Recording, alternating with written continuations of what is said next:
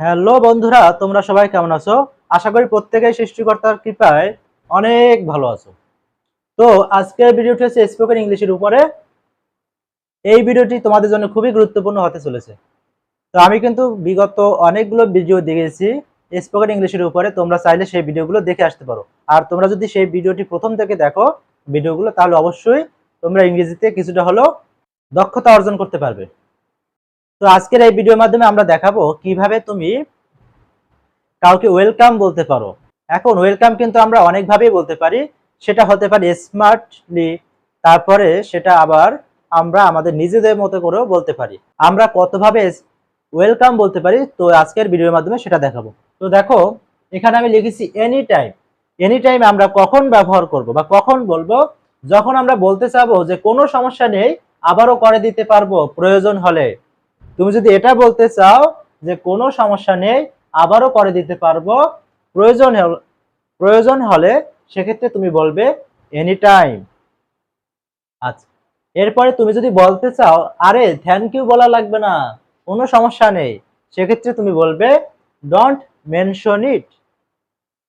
Don't mention it বলে তুমি এটা বলতে পারো যে আরে থ্যাংক ইউ বলা লাগবে না, কোনো সমস্যা নেই। এরপরে দেখো, এখানে লিখেছি মাই প্লিজার। মাই প্লিজার কেন লিখেছি? এর কারণ হচ্ছে আমার ভালো লেগেছে কাজটা করে।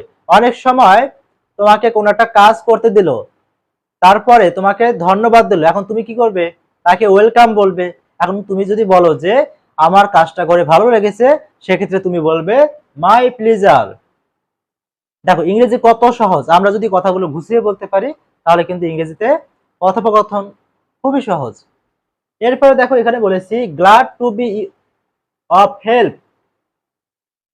অর্থাৎ তুমি যদি বলো যে সাহায্য করে আমার অনেক ভালো লেগেছে, সেক্ষেত্রে তুমি বলবে glad to be of help. Glad to be of help. এইভাবে করে তুমি যদি ইংরেজিতে কথা বলো, তাহলে অবশ্যই ইংরেজিতে আরো দক্ষতা অর্জন করতে পারবে। তো এরপরে দেখো ইউ আর ওয়েলকাম। তুমি যদি কাউকে স্বাগত জানাতে চাও, সেক্ষেত্রে বলবে you are most welcome, you are welcome. যেটাই বলো না কেন, তুমি এভাবে করে কিন্তু যে কাউকে ওয়েলকাম বলতে পারবে ইংরেজিতে। বন্ধুরা, তোমাদের যদি এই ভিডিওটি ভালো লাগে, তো অবশ্যই তোমরা চ্যানেলটি সাবস্ক্রাইব করতে ভুলো না। আর যারা ফেসবুক থেকে দেখতেছো, তারা অবশ্যই ফেসবুক পেজটিকে ফলো করে দিবে। তোমাদের উৎসাহ উদ্দীপনা পেলে আমি সামনে আরো এরকম ভিডিও দিতে থাকবো। আর তোমরা এই ভিডিওগুলো দ্বারা অবশ্যই উপকৃত হবে। আমাদের প্রত্যেকের মধ্যেই কিন্তু ইংরেজিতে জড়তা আছে। তো আমরা যদি একটু চর্চা করতে পারি নিয়মিত, তাহলে আমাদের এই জড়তা কাটানো অবশ্যই সম্ভব। মানুষ যদি হিমালয়কে জয় করতে পারে, আমরা কেন পারবো না?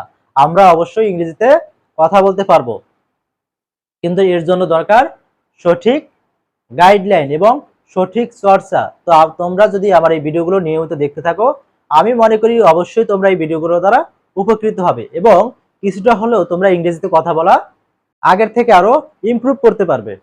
তো ভিডিওটি তোমাদের যদি ভালো লাগে, এই চ্যানেলটিকে সাবস্ক্রাইব করে রেখে দিও, যাতে করে পরবর্তীতে ভিডিও দেওয়ার সাথে সাথে তোমরা এই ভিডিওগুলো নোটিফিকেশনের মাধ্যমে পেতে পারো।